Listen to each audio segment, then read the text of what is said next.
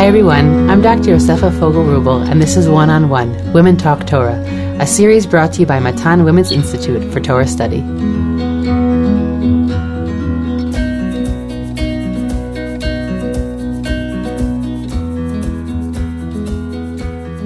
Welcome back to Matan's One-on-One podcast. Today's episode is dedicated in memory of Sara Litton, Zichrona Livracha. If you would like to sponsor a podcast episode in honor or in memory of a loved one, please contact the Matan office via telephone or email us at podcast@matan.org.il. That's podcast@matan.org.il. Each week we spend 30 minutes speaking about a seminal figure or idea on that week's Parsha. Today I have the pleasure of sitting down with Rabbi Jeffrey Saks, the founding director of Atid and webyeshiva.org, and a director of research at the Agnon House, and the editor of the Journal of Tradition. Jeff, it's great to have you here. Thanks, Yosefa. So today we're going to do something a little bit different. It's sort of been a great magical mystery ride these past number of weeks, meeting all different figures throughout Jewish history. And today we are going to be focusing on Shai Agnon, who, his writing, which you'll describe much better than I can, is sort of this literary, midrashic, you feel like you're in rabbinic land, but it also takes you to all other places and paradises. And it's a great way, I think, to get to know the Parsha in a creative way. Right. I mean, I think we should be careful to stipulate that in looking to Agnon for insights to the parasha, we're not looking to the Ramban, and we're not looking to Nechama Leibovitz or to many of the other figures that your guests have spoken about.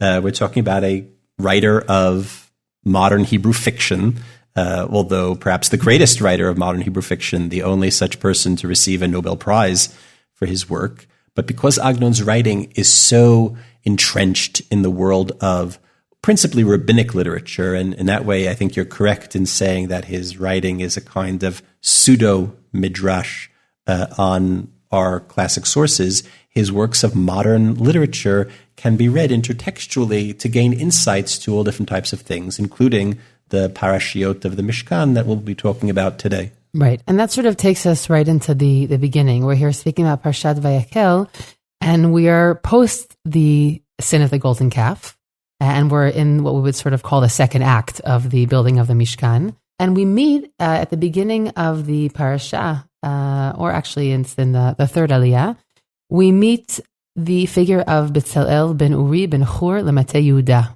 We meet the Judean artistic master who was going to put the Mishkan into its form. Of course, we shouldn't be surprised that the artist of the Mishkan will be from the leading tribe of Israel. And the Psukim describe him as having a Ruach Elokim b'chokhmah u'b'tvuna u'v'dat u'b'chol melacha. That he has this divine spirit to him, and he has a wisdom and an insight. And the commentators sort of struggle with how to understand the difference between all those different phrases. But it speaks to some sort of creative process that goes far beyond our human understanding of it, that there's a divinity and there's a spirituality that goes into this creative process that goes far beyond using physical tools to create a physical structure. Before we get into the story that you've brought today of Mazal Dagim, I just wanted to ask you how you started engaging with Agnon. I don't know all of your formal training from when you were younger, but I can only imagine that it initially did not include Shai Agnon. As it does not for most people that we encounter. My long relationship with Agnon would probably fill the whole episode. So the short answer is that in high school, growing up in a somewhat assimilated family in the United States, when I became interested in things Jewish and began a process of return to observance and to engage Jewish life.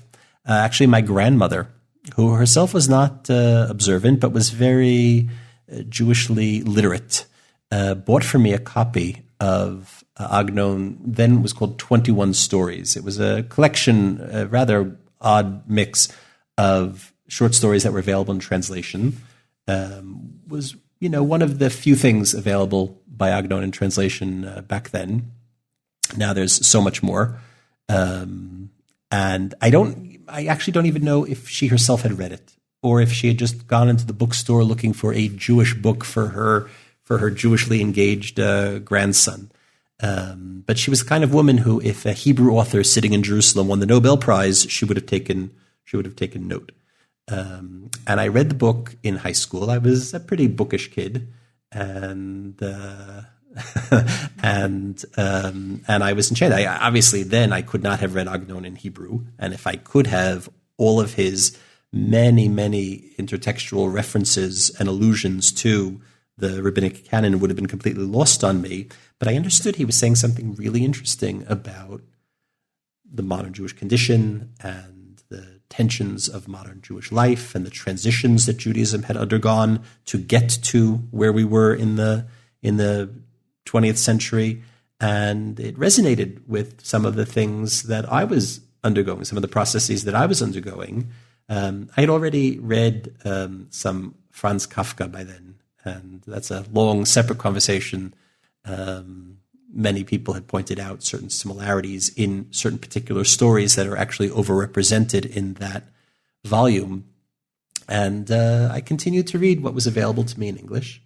And when I came in Aliyah at the age of 25, I endeavored to read him in Hebrew. And I bought myself a copy of a book in Hebrew, and I was unable to do it. Some of our listeners may be shocked to discover that a person living in an Anglo-Saxon living in Israel would be unable to read Agnon in the original, but it was true at one point. Things have changed, and but over time I kept up with it, and a rather curious experiment took place at some point years later, where I tried to read all of Agnon's writings cover to cover. One of these kinds of immersion experiences. I had already read quite a bit by that point, and I was, filling in, not exactly like Daf Yomi, you understand, but the idea that you could really, read the entire collected writings of a great author. In Agnon's case, there are 23 volumes in Hebrew. And, when you immerse yourself into something, you learn a lot about it, but then the whole thing becomes a lens to look back at yourself. But then the short answer to your question is that I had the opportunity to start teaching Agnon's writing at the Agnon House here in Jerusalem, which is a wonderful institution that I've been involved with for many years now. You teach there in English? I teach there in English. I teach there in Hebrew. Mm-hmm. Initially, they were looking for someone to teach in English, which is how I got involved. And I was invited to give, I think, a 3-part series, and I've been there ever since. And I've been involved with lots of different initiatives there, projects and research and writing. And of course, the only way to really become expert in anything is to teach it. And that's the short answer of how I became involved with the world of Agnon. I'm very interested in this idea of feeling like one is an expert on something. I feel like it's a feeling that I feel like it's a feeling that eludes me in general. And so it's interesting because you have an author and you have a corpus that that you can encompass because it's all in front of you, right? As opposed to other fields. If I take, Bible academia, there's an Ein Sof. Do you know what I'm saying? It's hundreds of years, it's constantly being created.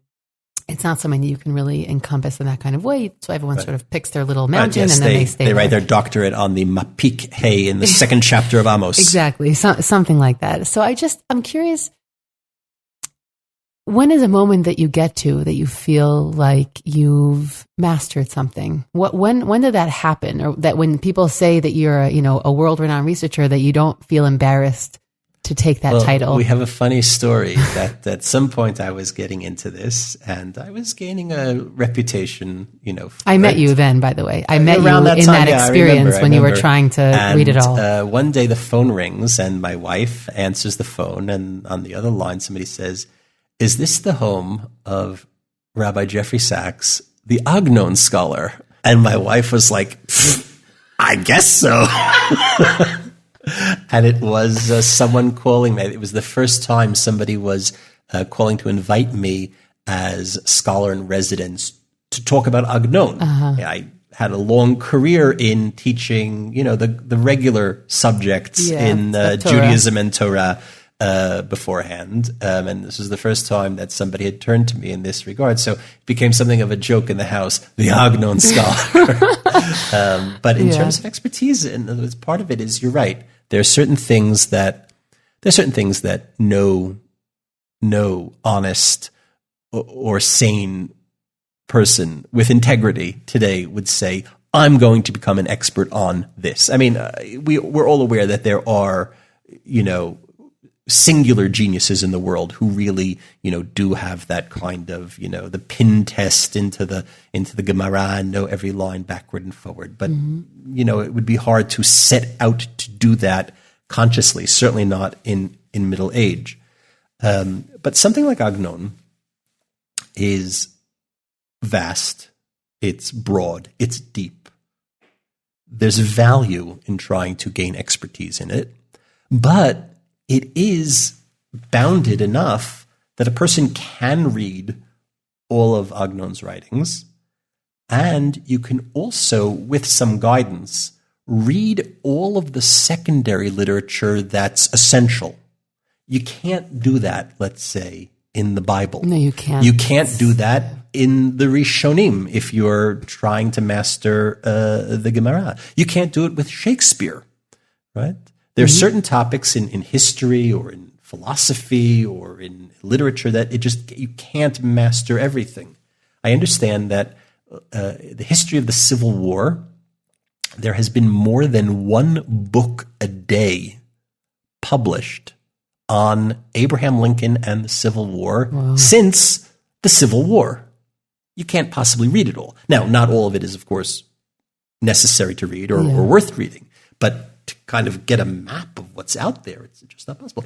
Agnon, it's really possible to encompass all that secondary literature. I mean, you can't do it. You can't do it, overnight and still get a good night's sleep that evening. But it's possible if you make a kind of concerted effort over the course of a number of years to do it, that it can be done. But ultimately, that sense of expertise is, when you understand that lahavdil, the way the Rambam describes, halomed davar mitoch davar, that's what real Gemara is.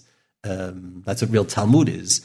So here, the real limud is that ability to kind of make the connections and to understand that you really have holding on the entire map of this particular canon and can be creative with it. That's like the sense of expertise. Okay, that's fascinating. I think maybe with that we'll pivot to the creative process and the way that it comes through in this story that you brought us today. Right. So let's jump very in. Briefly, this is a story called in Hebrew Mazal Dagim. In English, it's translated as Pisces. It's available in Hebrew in Agnon's monumental work Ir Umloa, which is a collection of 300 years worth of stories about his hometown Buchach. Agnon grew up in a town in Galicia, what today is Western Ukraine, but then was part of the Austro-Hungarian Empire, or the easternmost reaches of the Austro-Hungarian Empire. It was a small town. It wasn't a shtetl, it wasn't a little village, but it wasn't Lviv, or certainly not Warsaw. There were about 12,000 people who lived there when Agnon was born at the end of the 19th century, about 60% of whom were Jewish. But our story takes place years earlier. It's actually set on one particular day in Chodesh Adar of 1864, so exactly 158 years ago. And although completely a work of fiction, it's based on an actual halachic case. Agnon was an absolute baki in all of Kol HaTorah Kula, but particularly anything related to Galicia, anything related to his hometown. And for a small town, Buchach could boast some very many significant rabbonim who served in the town. In the 1860s, there was a rabbi named Avraham Tu'umim. He wrote a variety of important halachic works, including a set of Shelot Utshuvot called Chesed LaAvraham. In the Chesed LaAvraham, there's a she'elah about the non-Jewish fishermen. Buchach sits on either bank of a small river, the Stripa River. The fishermen had all raised there was a kind of inflation? Well, in inflation, there was a kind of racket, a cartel of the fishermen. They raised exorbitantly the price of fish because they know Jews like to eat, and Jews like to eat fish, and the Jews even have an idea that it's important to eat fish on their Sabbath. So if we raise the price, they'll buy it anyways. They'll buy it anyway. They'll be stuck. So there was an attempt to have the rabbi make a cherem, make a ban on eating fish in order to force the cost down. And the rabbi, Avram Tumim, writes a tshuva about this issue, and he explains why halachically, according to the letter of the law, he cannot forbid the wealthy or those who can afford it from buying fish. He can't make such a ban. But, he says, and here it's something really important, which an idea that Agnon plays with in a variety of things. He makes a point of saying, not everything is asur and mutar, forbidden and permitted. There is the realm of right and wrong. And it's wrong to, even though technically you're permitted to do it, it's wrong to buy the fish at the exorbitant price and to allow the fishermen to keep the price up, because we should all be concerned for the poorest amongst us. We should, and he was apparently a wealthy man. He took no salary as the town rabbi. He himself didn't buy fish during this period. But Agnon reads the tshuva, and he imagines a fictitious case of what's happening in the town in Adar of 1864. And he writes this story, Mazal Dagim. Now, of course, Mazal Dagim is the sign of the zodiac of the Pisces.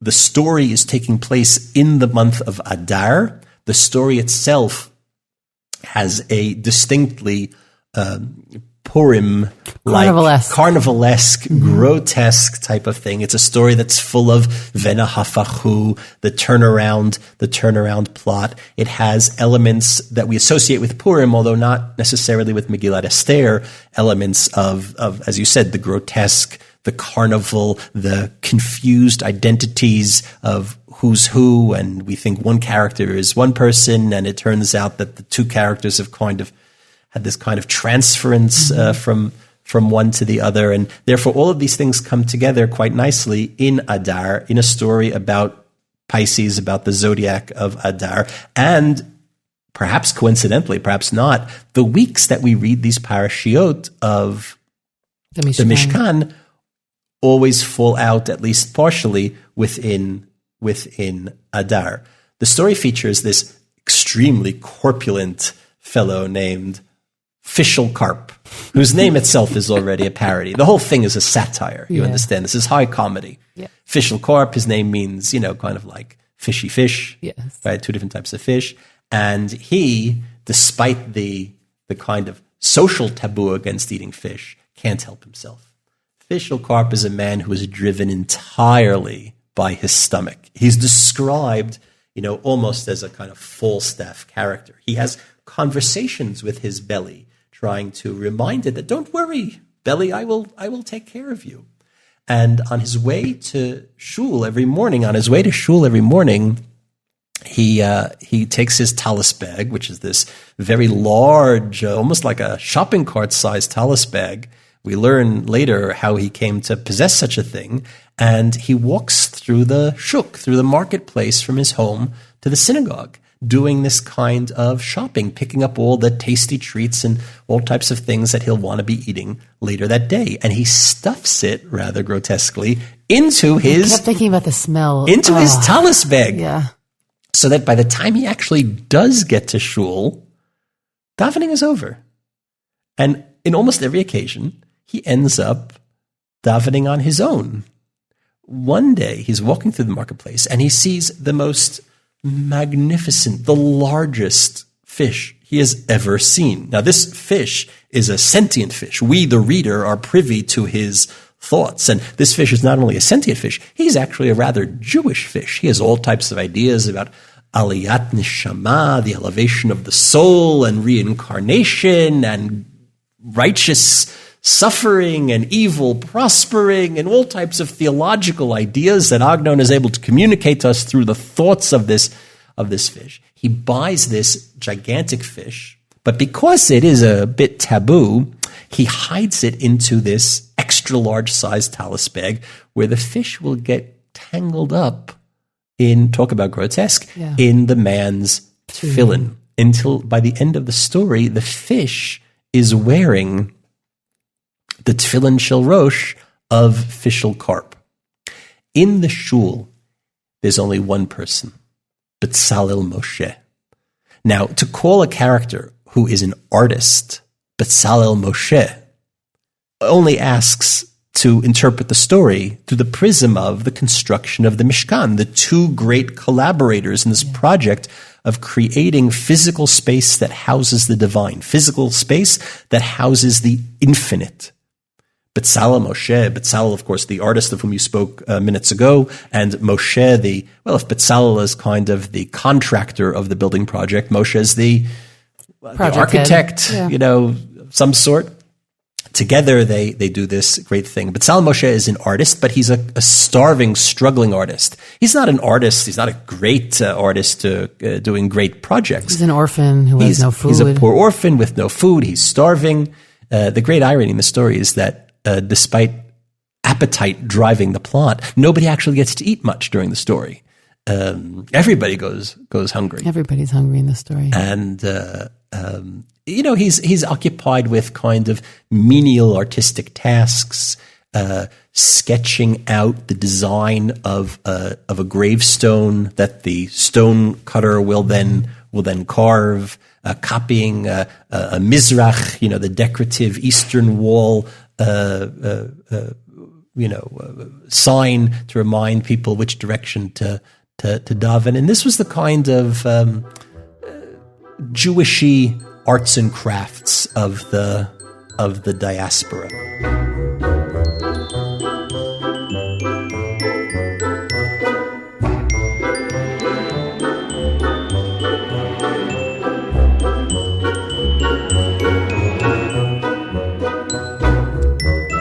Fishel Karp says to Bezalel Moshe, almost like a scene out of Dickens's Christmas Carol, where Scrooge calls down to the little boy, "Run off with this goose to Bob Cratchit's house. Take this fish back to Hen Shiraychel, to my wife, and she'll know what to do with it. She'll know how to prepare it good and proper.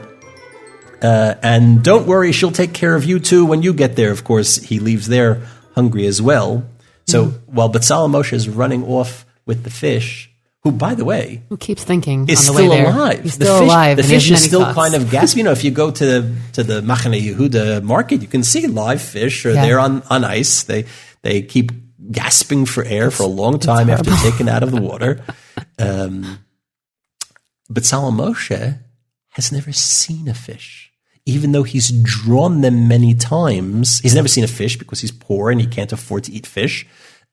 Even though he's drawn fish many times on the tombstones of people who are either born or die in Chodesh Adar, Mazal Dagim. But he's done that by copying out the woodcut images that appear in old Sidurim.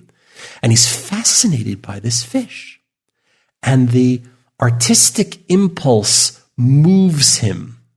And maybe we'll read that piece. He takes a piece of chalk and he starts sketching on the fish itself. Because he has no paper. So he has no way to So there's a passage, this is chapter 9 in the story. When an artist wants to draw a form, he detaches his eyes from everything else in the world, aside from what he wishes to draw. Immediately, everything departs except that very form. And since it regards itself as unique in the world, it stretches and expands until it fills the entire world. So was it with that fish. When Bezalel Moshe set his mind to drawing it, it began to enlarge and expand and fill the entire world. Bezalel Moshe saw this, and a chill seized him. His heart began to flutter, and his fingers trembled, as it is with artists who quiver with torments of the will and desire to recount the deeds of the Holy One, blessed be he, each in his own way. The writer with his pen and the painter with his brush. Paper he had none. Now picture to yourself a world whose essence had been blotted out, because a single form was floating in space and occupying all of existence, and there was not a piece of paper to draw on. In other words, what's that talking about, of course? I mean, it's an essence that fills the whole world, but can't be contained in the physical space of the paper, right? In other words, you don't need to be a great midrashist to understand there's another layer at work here, which certainly resonates with our parashiot of the Mishkan. There's the great infinite spirit.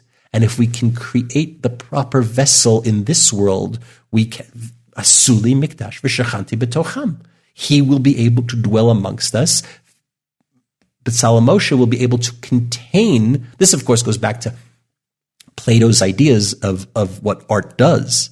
Right? When you draw something, you capture something of its essence. Right? When you create an aron, it captures something of the essence. It's not just the stone tablets that are therein. It's the Shekhinah. At that moment, Bezalel Moshe felt similar to that mute cantor whose heart was stirred to sing a melody. He opened his mouth and moved his lips, and his cheeks crumpled and shattered from the torments.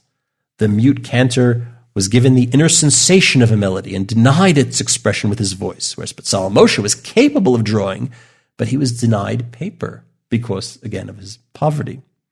The social critique here, the social satire on wealth and poverty is something that runs throughout many of Agnon's stories and is important but not directly connected to our topic today. His eyes expanded like nets fish are caught in, and like ornamental mirrors into which one gazes. The form of the fish came and settled there, taking on an extra portion of life, more than was in the fish while it was living. Bezalel Moshe fumbled in his pockets again. He found no paper, but he did find a piece of black chalk.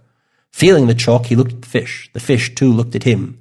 That is, its form rose up and gripped him. And he starts sketching with the chalk on the face of the fish. But he's drawing the face of Fishel Carp on the fish.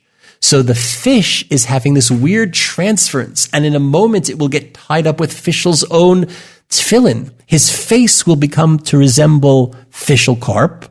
He'll be wearing Fishel's tefillin. All the while, back in shul, Fishel takes out his tefillah shel yad, but he can't find his tefillin shel rosh. Why? Because it's back in the bag on its way to the pot. Well, you know the halacha says that between putting on the hand tefillin, the arm tefillin, and the head tefillin, you're not allowed to speak. So he's fumfering around looking for this, right? Long story short, he realizes what has happened, and as he runs back to Hen Shiraychel, to his wife, when she receives this package and opens it up, what does she see? Her husband transformed into a grotesque fish. After all, there's his face, there's his tefillin. She screams. The fish falls to the ground. Along comes Fishel Carp, armed tefillin on, unable to speak. He sees his fish. He sees his tefillin. He says, "Oi, my tefillin! Oi, my fish!" Tefillin having fallen to the ground, there's a custom, if your tefillin falls to the ground, to fast that day. So now he can't even eat his fish. And what happens? Boom! He's felled by a stroke. He's unable to speak. He's on the ground quivering just like a fish. Like a fish in Machane Yehuda, with the gills flapping and trying to suck the air. Agnon typically says, well, I only tell the story exactly as it happened. Some say that was the end of Fishel Carp, but some say he recovered and he struggled on in life until Shabbos Rosh Chodesh Chanukah. There's a custom, he tells us, that every Shabbat we eat kugel. Well, because Jews eat kugel. On Shabbos Rosh Chodesh, there's a custom to have 2 kugels because we take out 2 Sifrei Torah on Shabbat Rosh Chodesh. But on Shabbat Rosh Chodesh Chanukah, we have to have 3 kugels because there are 3 Sifrei Torah. I don't know if Fishel was done in by the first kugel of Shabbos, or whether he was done in between the second and the third kugel, or if it was the third kugel that done it in, but certainly all 3 of them he couldn't have survived, and that perhaps was the end of Fishel Carp. When Fishel dies, they bury him. And Bezalel Moshe draws the design on the tombstone, which is, of course, the zodiac of Pisces, because Fishel was born in Adar and he died in Adar, just like, by the way, Moshe Rabbeinu. And what's the zodiac of Adar? Well, one fish eating another fish. Yeah. Right? So Fishel eating the fish he never actually got to eat. Eating the fish he didn't get to eat, but Fishel actually was done in, was devoured, as it were, by his own fish. But then Agnon reminding us that he's telling this story of old and the challenge in this book of preserving the memories of his hometown, which has been completely destroyed in the Shoah. Well, it's kind of tricky. We put up a matzeva, we put up a monument, a tombstone, so that there should be an eternal memory. But what happens? If you've ever visited these old cemeteries of Eastern Europe, I've been to the cemetery in Buchach, and what he describes is certainly true. The ground is soft, and the stone is heavy, and over time, the stones settle in, almost all the way. Some of them disappear entirely. So after a number of generations, Fishel's tombstone had sunk down, and the only thing that remained was Bezalel Moshe's design of the fish. And there were people in our town who said, in this grave, in fact, was buried the fish. Meaning the only thing that remains is not the object itself, but the artistic encompassing, right? The only thing that remains is Bezalel Moshe's drawing. That's the power of art, right? Artistry can contain, a Mishkan can contain that which otherwise cannot be captured. Or preserved over time. But Agnon's main register in humor was irony. And he depicts all of Fishel Karp's mitzvot. So his talent and tefillin bag becomes this receptacle with which he goes shopping every day. As I said, it becomes like a shopping cart. All of his mitzvot are in the service of his stomach. There's a scene in which he's going out in the morning and he stops to kiss the mezuzah. Why? Well, it's the practice of a pious Jew. No, the night before, as he was coming home, he was eating a prune Danish. And as he kissed the mezuzah on the way in, maybe there was something a little sticky on his fingers or on his lips that got left there. So if he kisses the mezuzah on the way out in the morning, oh, how sweet are the mitzvot, tatezise, right? You can still taste the sweetness of the mitzvah, meaning you can still taste the Danish he was eating the night before. Yeah. When he's eating a meal, he has dessert first. Why? Because maybe in the middle of the meal, the shofar shel Mashiach will sound.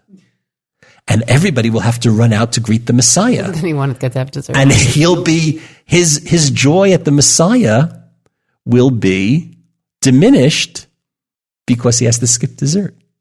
So it's a parody. It's the exact opposite. He is someone who has taken all of the spiritual and turned it into an excuse for the material. In other words, the Mishkan is meant to be a physical encasement of the infinite and the spiritual and the divine. And Fishel Karp takes everything spiritual, every mitzvah, and turns it into something gashmi, into something physical, into something edible. In the most, edible being the most obvious demonstration of the Gashmi. So Agnon's making this kind of parody. I think the fact that he does it here, Bezalel Moshe, the whole exploration of the artistic impulse, which is something, by the way, that Agnon treats throughout the entire canon. It was an idea that fascinated him as an artist, as a literary artist. It could not have fascinated him. But what is that art? And Agnon depicts the artist in a lot of different ways.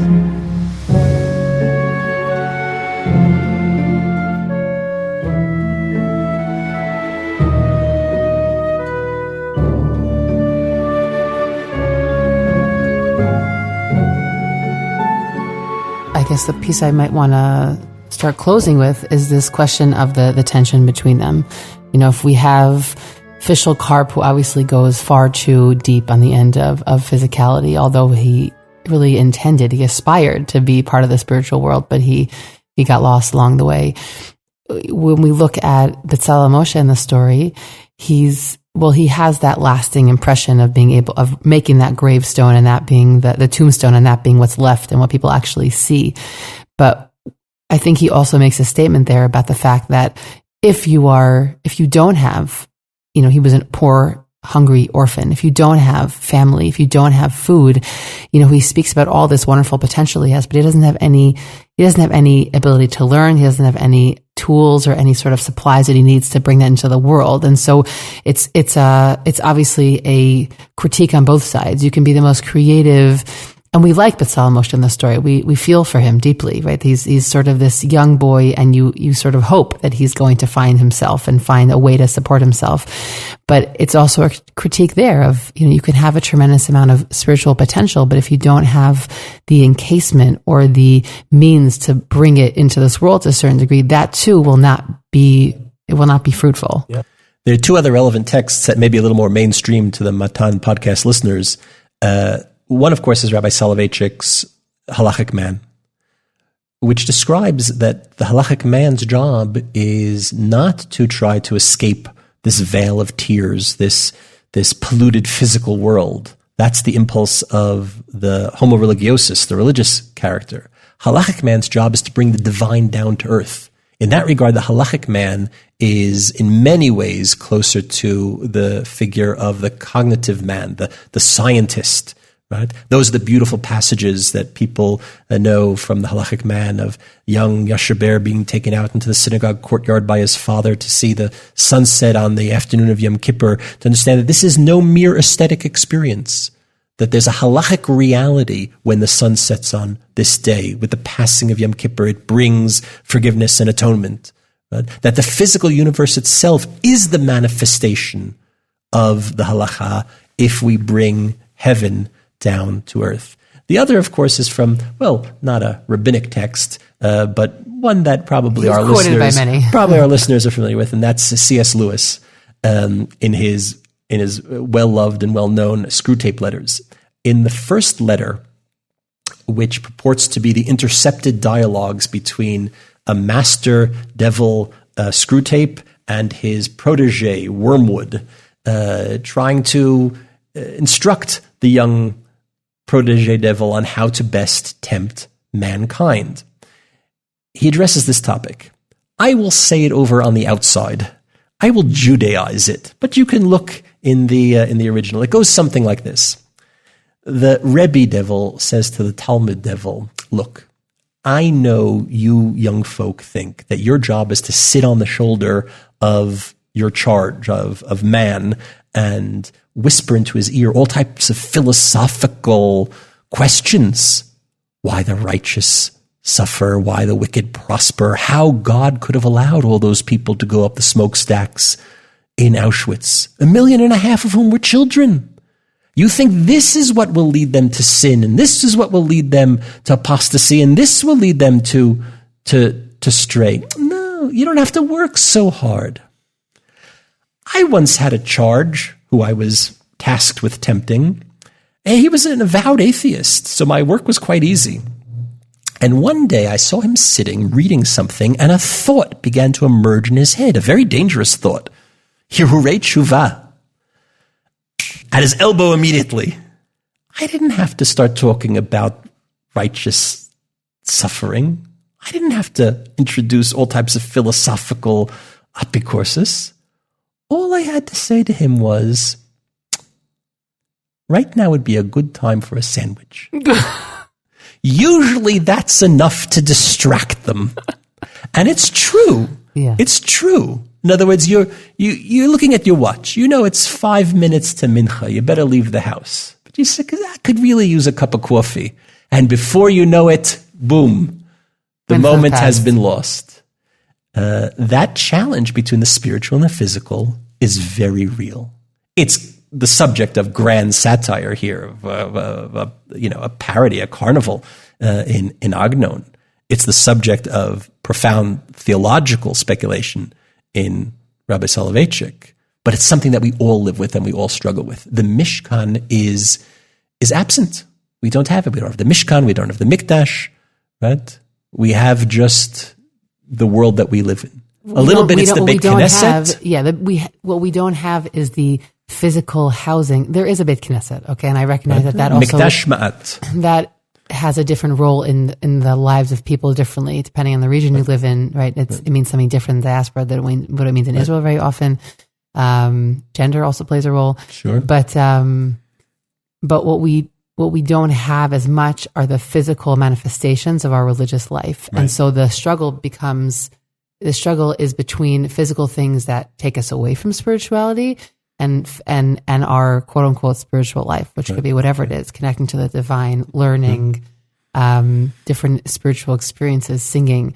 But that I think is the piece that when we look back at the Parsha and we think about the Mishkan is, with a classic, what do we mourn for, by Tisha B'Av, is that we know that we need physical manifestations of things to help create a bridge between us and worlds that we can't see. But what we're left with in this world is the lack of those kind of physical spaces that can sort of, I often think about what's the worst aspect for me about doing life on Zoom over the past while is that I'm very aware of my visceral need to change physical environments. Meaning if I'm in my house and I'm working, it's hard for me to detach from my mothering and the laundry, right? And my other roles. But when you change environments, it in a way that is far greater than what the strength you can muster up yourself, it forces you into a new space. Right. And so I feel like that's part of what also is amiss, is that the spiritual energy, it can just spread out and dissipate. Yeah. It has to be anchored. We have to find anchors for it in the real world. That may be what the Mishkan was designed to be, and alas, we do not have it.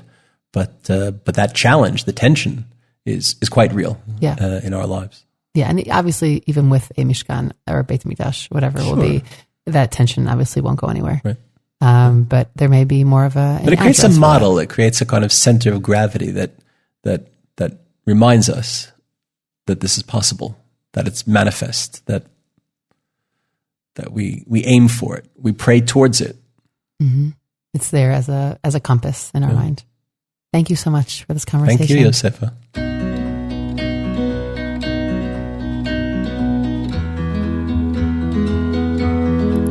I hope you enjoyed this conversation as much as I did. I am Dr. Yosefa Fogel-Rubel, and this is One-on-One Women Talk Torah, a series brought to you by Matan Women's Institute for Torah Study. Thank you to the entire Matan team for their input. Please do One-on-One and Women's Torah Learning a small favor by sharing this podcast with family and friends so that we can reach new listeners. You can stream and download these episodes on Spotify, iTunes, and Matan's website, and write us any feedback at podcast@matan.org.il. That's podcast@matan.org.il. Thanks for listening, everyone.